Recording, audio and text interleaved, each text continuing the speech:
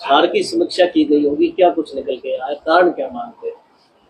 कई कारण होते हैं, हार के भी जीत के भी।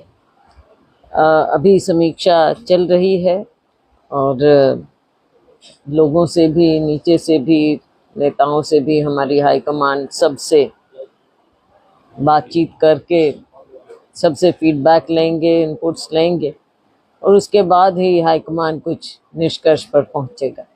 जो ईवीएम का चला हुआ था, क्या आप मानते हैं या फिर लोगों का गुस्सा ही था? देखो, ईवीएम की बात हमारी पार्टी ने उठाई है और इलेक्शन कमीशन को लिखा है, इलेक्शन कमीशन को जाकर दिया भी है और हम इंतजार करेंगे इलेक्शन कमीशन के जवाब का। भूपेंद्र सिंह हुड्डा के खिलाफ आवाज उठने लगी है, ये भी कहा गया है कि कैप्टन आ गए क्योंकि उनमें तो नेता प्रतिपक्ष भी नहीं बना। अब ये सब बातें जो हैं ये हाईकमांड के अधिकार में हैं, ये फैसला उन्हीं का होता है। राहुल गांधी भी कह चुके हैं नेताओं की आपसी हार का कारण रही है। अभी राहुल गांधी जी ने क्या कहा है, क्या नहीं कहा, ये सिर्फ स्पेक्यूलेशन है, लोग बोल रहे हैं।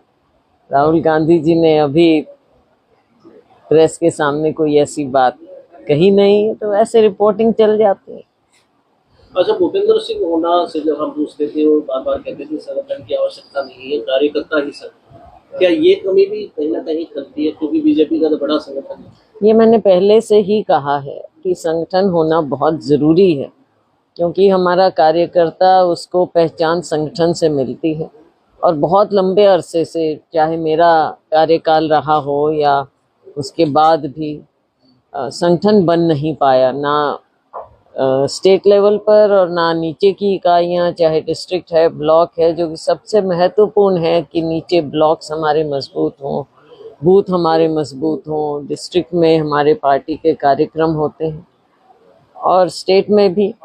तो हर तरफ जहाँ एक और पार्टी का काम होता है, दूसरी ओर कार्यकर्ता को पहचान भी मिलती है। ये एक कमी है जिसका मुझे मलाल भी रहा, दुख रहा और हमारे सभी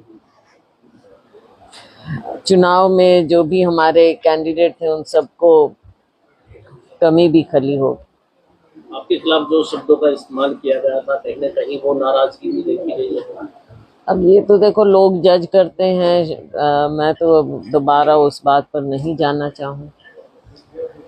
तो अभी अगले 5 साल को किस तरह से देख रहे हैं? काफी लंबा टाइम हो गया, 10 साल आप वैसे भी पक्ष में थे, 5 साल और बैठना पड़ेगा। अब संघर्ष है, राजनीति तो संघर्ष है, जमीन पर संघर्ष करेंगे और लोगों को जोड़ेंगे।